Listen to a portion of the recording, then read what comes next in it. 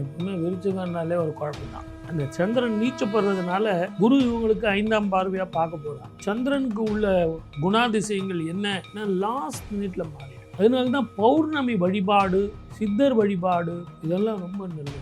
நீங்க கணவனாக இருந்தால் மனைவி, நீங்க மனைவியா இருந்தால் கணவன், ரொம்ப எதிர்பார்க்காதீங்க, கொஞ்சம் விட்டு கொடுத்து போங்க. அது ஏதோ ஒரு அடிமை அப்படின்னு நம்ம நினைக்கிறத விட அது ஒரு ஆத்மா நம்ம நினைச்சு போனோம்னா விருச்சிக ராசி நேயர்களுக்கு நல்லா இருக்கும்.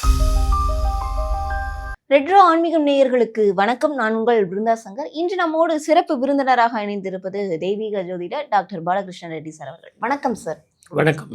குரு பயிற்சி காலகட்டங்கள் ஆரம்பிக்க போகுது. மக்களுக்கு தேவையான நல்ல விஷயங்கள்லாம் நடக்க போகுது. ஏன்னா குருநாளே சுப விஷயங்களை மட்டும்தான் மக்களுக்கு சொல்வார். எந்த மாதிரியான சுப விஷயங்களை கொடுக்கறதுக்காக குரு பகவான் வர இருக்கிறார்? பொதுவாகவே குரு பெயர்ச்சி அப்படின் போது யாருக்கும் ஒரு பயம் இருக்காது, மனோதைரியம் இருக்கும், சந்தோஷம் இருக்கும். அப்பா சார் எனக்கு வீடு வாங்கிடலாமா, கார் வாங்கலாமா, அதே மாதிரி கல்யாணம் ஆகிடுமா அப்படின்னு சுப விஷயங்களை ரெஃபரன்ஸ் பண்ணுறதுக்காக பார்ப்பாங்க. ஆகவே இந்த நிகழ்ச்சி இப்போ நம்ம எதுக்காக பண்ணுறோம் அப்படின்னா நல்ல விஷயங்களை பேச போகிறோம், நல்லதை சொல்ல போகிறோம், நல்லதையே நம்ம திங்க் பண்ண போகிறோம். இப்படிப்பட்ட ஒரு விஷயந்தான் இந்த குரு பெயர்ச்சி. இந்த குரு பெயர்ச்சி என்னும்போது யாருக்குமே அந்த பேனிக்கோடு சேர்ந்த ஒரு நிகழ்ச்சி பார்க்க மாட்டாங்க. இப்போ சனீஸ்வரரை பார்க்குறாங்கன்னு வச்சிங்களேன், சனி பெயர்ச்சிக்கு பார்க்கும்போது பயம். நீங்கள் இந்த கோயிலுக்கு போயிட்டு வாங்க சார் அங்கேருந்து பிரசாதம் கொண்டு வரலாமா, கொண்டு வரக்கூடாதா, இப்படின்லாம் கேள்விகள் இருக்கும். ஆனால் இங்கே அப்படிப்பட்ட கேள்விகளுக்கு இடமில்லை. குரு பார்க்க கோடி நன்மை. ஒவ்வொரு ராசி ரீதியாகவும் எந்த மாதிரியான பலன்கள் இருக்கு அப்படின்னு ஒவ்வொரு ராசி ரீதியாக பார்க்கலாம் சார். விருச்சிக ராசிக்காரர்களுக்கு இந்த குரு பயிற்சி காலகட்டங்கள்ல எந்த மாதிரியான மாற்றங்களை குரு பகவான் கொடுக்க போகிறார்? எப்பவுமே விருச்சிகம்னாலே ஒரு குழப்பம் தான். இப்போ கூட நீங்கள் ஆரம்பிக்கிறதுக்கு முன்னாடியே ஒரு சின்ன அப்படி தடுமாறி தான் நம்ம வந்தோம். அது என்னன்னு கேட்டிங்கன்னா, சந்திரன் நீச்சப்பட்டு போயிடறான். அந்த சந்திரன் நீச்சப்படுறதுனால குரு இவங்களுக்கு 5ஆம் பார்வையாக பார்க்க போகிறான். அற்புதமான வேலை கிடைக்கும், திருமண வாழ்க்கை நல்லபடியாக அமையும், வீடு வாசல் மனைவி மக்கள் குழந்தைகள் எல்லாம் நல்லபடியாக இருக்கும். இவ்வளவு பலன் பரிகாரம் சொன்னால் கூட கடைசியாக இந்த நிகழ்ச்சி பார்த்துட்டு அவங்க நடந்துருமா சார், கிடைக்குமா சார், நீங்கள் சொன்னதெல்லாம் நடந்துரும்ல, ஒரு கிளாரிஃபிகேஷன். ஏன்னா சின்ன வயசுலேருந்தே அவங்க கஷ்டப்பட்டுருக்காங்க. தாய் மீது அன்பு கொண்டவர்கள். இப்போ தாயினுடைய உடல் ஆரோக்கியத்தில் அக்கறை செலுத்தணும். சளி சம்மந்தமான பிரச்சனைகள் இருக்கும். நீங்கள் ஷேர் மார்க்கெட் பண்ணுறவங்க, பிஸ்னஸ் பண்ணுறவங்களா இருந்தால் நல்லா பண்ணுங்க. ஆனால் பழைய அனுபவங்கள் கடந்த 2 வருஷத்தில் ஏற்பட்ட அனுபவத்தை மனசில் வச்சுக்கிட்டு செய்யுங்க. நான் அவனை நம்பி கடன் கொடுத்தேன் சார், இவனுக்கு நான் ஜாமீன் கையெழுத்து போட்டேன், நான் அதே மாதிரி ஆஃபீஸில் ஒரு நல்ல பொசிஷனில் இருக்கீங்க, எங்கள் டைப்பிஸ்ட் பண்ணி கொடுத்தாங்க சார் அந்த ஃபார்மில், நான் அவங்கள நம்பி கையெழுத்து போட்டேன் சார்னு சொல்லாதீங்க. டேர்ம்ஸ் அண்ட் கண்டிஷனை படிங்க. இந்த வருஷம் உள்ள டேர்ம்ஸ் அண்ட் கண்டிஷன் மாறி இருக்கு. ஆகவே இந்த சந்திரனுக்கு உள்ள குணாதிசயங்கள் என்ன லாஸ்ட் மினிட்ல மாறிடும். அதனால்தான் பௌர்ணமி வழிபாடு, சித்தர் வழிபாடு, குலதெய்வ வழிபாடு, பித்ரு வழிபாடு இதெல்லாம் ரொம்ப நல்லது. அதே நேரத்தில் இவங்களுக்கு கூட காசி, கயா, ராமேஸ்வரம் இங்கே போயிட்டு பித்ருக்களுக்கு தர்ப்பணம் கொடுக்கறதுங்கிறது ரொம்ப ரொம்ப விசேஷ பலனை கொடுக்கும் விருச்சிக ராசி நேயர்களுக்கு. விருச்சிக ராசிக்காரர்களுக்கு ரொம்ப நாளாவே குடும்பத்தில் பல பிரச்சனைகள் இருந்தது. என்னம்மா? கண்டிப்பாக கணவன் மனைவி இடையே பல பிரச்சனைகள். இந்த பிரச்சனைகள்லாம் நீங்குமா?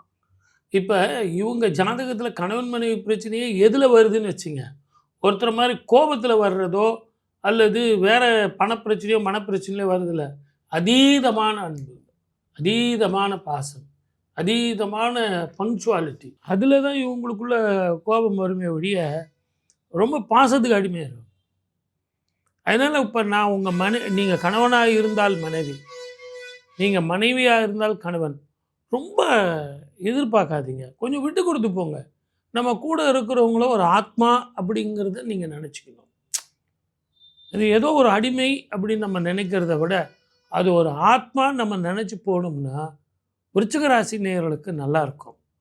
எப்போவுமே உங்களுக்கு மாத்திரம்தான் உடம்பு சரியில்லாமல் இருக்குமா, அவங்களுக்கு குணம் சரியில்லாமல் போகாதா, மனசு சரியில்லாமல் போகாதா?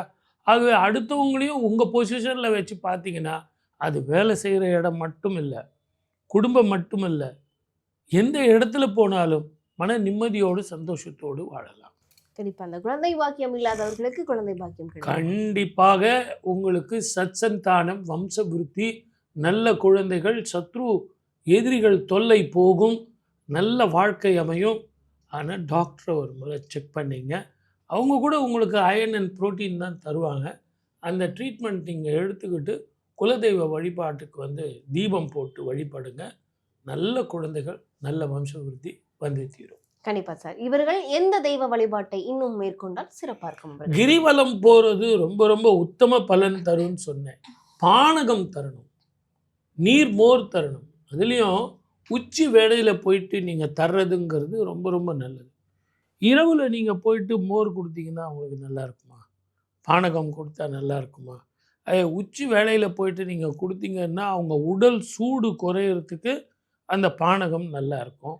அதே நேரத்தில் நீர் மோர் குளிர்ச்சியாக இருக்கும். அவங்களுக்கு வந்து அந்த வெப்பம் வந்து தாக்காது. அடுத்தவனுடைய மன சந்தோஷம்தான் உங்களுடைய கர்மத்தை போக்கக்கூடியது. கிரக பரிகாரம் அதுதான். அடுத்தவனை சந்தோஷப்படுத்தி பார்க்கறது தான் கிரக பரிகாரமே. அதனால்தான் பெரியவங்க இதெல்லாம் கொடுக்க சொன்னாங்க. நீர் மோர் பந்தல் இதெல்லாம் வைக்க சொன்னது எதற்காக அப்படின்னா, அடுத்தவங்க சந்தோஷப்படணும். அப்போ உங்களுக்கு அந்த கிரகம் சந்தோஷப்படும். கிரகம் சந்தோஷப்பட்டாங்கன்னா அதனுடைய தாக்கம் போயிடும். அந்த தாக்கம் போனாங்கன்னா உங்களுக்கு வந்து நல்ல வருமானம் வரும், மன நிம்மதி வரும், சந்தோஷம் வரும், தெளிவான முடிவு எடுக்கலாம், தீர்க்கமாக சிந்திக்கலாம். இரவு பயணத்தை தவிர்ப்பது நல்லது. நான் நீரில் போயிட்டு மோட்டர் போட்டில் போகிறேன் சார், நான் போட்டில் போகிறேன், இரவு 7 மணிக்கு போகிறேன், அதெல்லாம் கொஞ்சம் அவாய்ட் பண்ணுறது நல்லது. குருனாலே சுபர் தானம்மா. இப்போ சனீஸ்வரர் அப்படின்னா ஒரு பயம். குரு அப்படின்போது குரு பார்க்க கோடி நன்மை. அவர் பார்த்தாலே நமக்கு நல்லது நடக்கும். கல்யாணம் நடக்குமா சார்? நடக்கும். வீடு கட்டலாமா சார்? கட்டலாம். குழந்தை பிறக்குமா சார்? பிறக்கும். சார் நான் வீடு வாங்கிட்டு வெளியூருக்கோ வெளிநாட்டுக்கோ போகலாமா சார்? போகலாம். இப்படி நான் சுப பலனை சொல்லிகிட்டே போகலாம். மற்ற கிரகங்கள் அசுப கிரகங்கள் பார்க்கும்போது எதிரிகள் வெல்லலாமா சார்? கோர்ட்டு வழக்கு ஜெயிக்கலாமா சார்? இப்படி நெகட்டிவாக போகும். ஆகவே தான் இந்த குரு பெயர்ச்சிக்கு வருஷத்துக்கு ஒரு முறை மாறும்போது ஒரு மிகப்பெரிய எழுச்சி மக்களுக்குள்ள. இப்போ 12 வருஷத்துக்கு ஒரு முறை தான் கடகத்துக்கு வந்து குரு வருவார். அப்படி வரும்போது அங்கே உச்சம் பெற போகிறார். ஏற்கனவே அவர் குரு வந்து உச்சம் பெற்றால் எப்படி இருக்கும்? இன்னும் சூப்பராக இருக்குமே, அதிக சுப பலனை கொடுக்குமே, நாடு செழிக்கும், ஊரெல்லாம் செழிக்கும், மக்களெல்லாம் செல்வமாக வாழ்வார்கள், நிறைய பணம் சம்பாதிப்பீங்க. போர் பதட்டம் குறையுமா? குறையும். சில நாடுகளில் ஏற்படக்கூடிய மதக்கலவரங்கள் குறையும். நீரினால், நெருப்பினால், இயற்கை அழிவுகளால் ஏற்படக்கூடிய பிரச்சனைகளுக்கு சில தீர்வுகள் வரும். வேற்றுமொழி இனத்தவர்களால் இருந்த பிரச்சனைகள் மலை போல வர்றது பனி போல தீர்வு. இதில் நிறைய பேர் வந்து உங்களுக்கு மறைமுகமான எதிரிகள் தொல்லை இதெல்லாம் போகும். பொதுமக்கள் சந்தோஷமாக இருப்பார்கள். இதில் நம்ம கவனிக்க வேண்டியது இந்த தங்கமும் வெள்ளியும். ஒரு சாதாரண மனிதனுடைய வாழ்க்கையில் தங்கமும் வெள்ளியும் தானே முக்கியம். ஒரு கல்யாணம் ஆக வேண்டிய குழந்தைங்க இருக்கும், அவங்களுக்கு எப்படி சார் நகை வாங்கிறது அப்படின்னா, இந்த தங்கம் உச்சத்தில் போகும்போது கொஞ்சம் ஏறத்தான் செய்யும். இருந்தாலும் தங்கம் எப்பவுமே ஒரு முறை ஏறிச்சுன்னா இறங்கிறதுக்கான வாய்ப்புகள் இல்லை. கொஞ்சம் கம்மியாக வரும். 1 லட்சம் ரூபாய்க்கு கீழே வரும். ஒரு 90-95 வரும். அந்த டைமில் வாங்கி போட்டுங்க. அது டிசம்பரில் வர்றதுக்கான வாய்ப்புகள் இருக்குது. அதே மாதிரி ஷேர் மார்க்கெட் பண்ணுறவங்க கொஞ்சம் பார்த்து நிதானமாக பண்ணுங்கள். இந்த பிளாக் கோல்டுன்னு சொல்லக்கூடிய பெட்ரோல் விலை நிச்சயமாக ஏறத்தான் செய்யும், டிமாண்ட் வரத்தான் செய்யும். கேஸ் வந்து கொஞ்சம் டிமாண்டில் இருக்கும். அதே நேரத்தில் இதெல்லாம் நான் பொதுவான பலன் சொல்கிறேனே ஒழிய, இந்தியாவினுடைய பொருளாதாரம், இந்தியாவினுடைய மார்க்கெட்டிங் அதெல்லாம் பார்க்கும்போது பெரிய பிரச்சனைகள் இருக்காது. அதே மாதிரி இவங்க இந்தியாவை பொறுத்த வரைக்கும் சில பிரச்சனைகளுக்கு முற்று பெறக்கூடிய தீர்வுகள் கிடைக்கும். வாழ்க வளமுடன். All the best.